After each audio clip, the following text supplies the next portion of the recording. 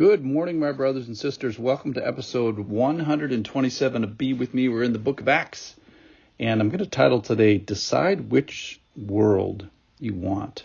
Decide which world you want to be a part of. Because there's a guy, Eutychus, which is the name for Lucky.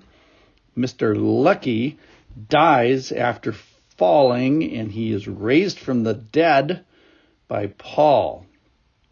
And Paul had decided not even to go to his city and then redecides for that. So let me start in, this is Acts chapter 20. He's in Greece, he's in Corinth, and he spends 3 months there. That's 20 verse 3. There he spent in Corinth 3 months.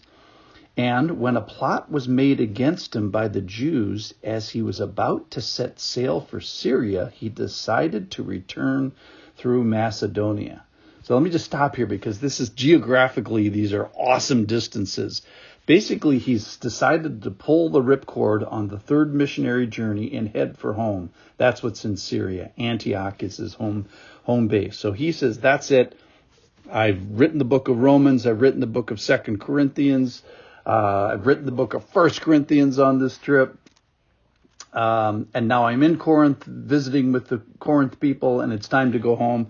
So he's ready to go. And then there's this plot. The circumstances change. And so he changes his mind. He decides to return, not by taking a boat and heading right down the Mediterranean Sea, which is a big distance, but you're just sitting on a boat. He decides to go over land. So this is a 500-mile decision he makes to go north up the Greek and Macedonian peninsula and then over to Troas, which is where our action happens a little bit later. All right, so he goes 222 miles north up to Philippi and supposedly he's probably to Thessalonica and Berea as well, goes to those cities and visits the Christians there. Then he takes a boat over to Troas, and then this is where the rest of the story happens. On the first day of the week, when we were gathered together to break bread, Paul talked with them, intending to depart on the next day. And he prolonged his speech until midnight. And there were many lamps in the upper room where we were gathered. And a young man named Eutychus, or Lucky, was sitting at the window. He sank into a deep sleep as Paul talked still longer. And being overcome by sleep, he fell down from the third story and was taken up dead. All right, so let's talk about this guy. As we have Paul deciding amidst changing circumstances, choosing and having the Lord's sovereignty, just like we do in our lives, all of us. He makes this 500-mile decision. He goes to Troas. And he has this destiny with raising this guy from the dead.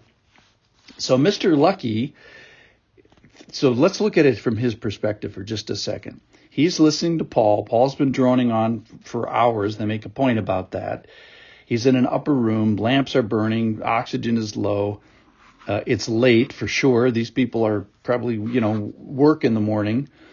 And he falls asleep. He's by the window, maybe just help to stay awake. Well, he falls asleep. He falls to his death, and literally he dies in his sleep, except for maybe the 3 seconds of terror as he's falling, and maybe wakes up, but then he falls into death. So, teaching point for all you listening, all my friends and family, if this ever happens to me, please do not bring me back. So you're saying he goes to paradise. I'm going to presume the guy is a believer. Maybe he's not.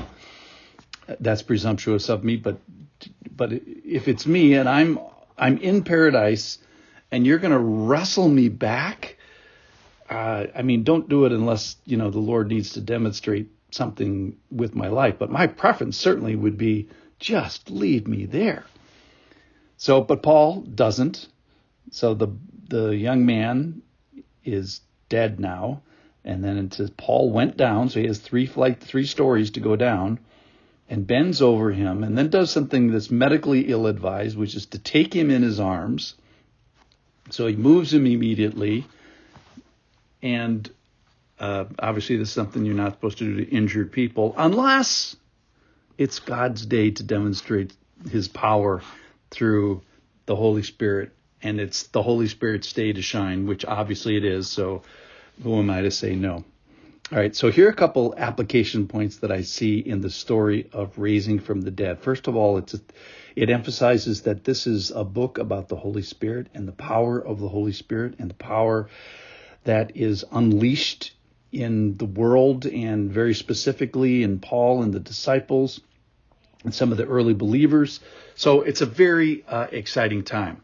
Number two is this idea of decision making and then changing circumstances and re-decision making.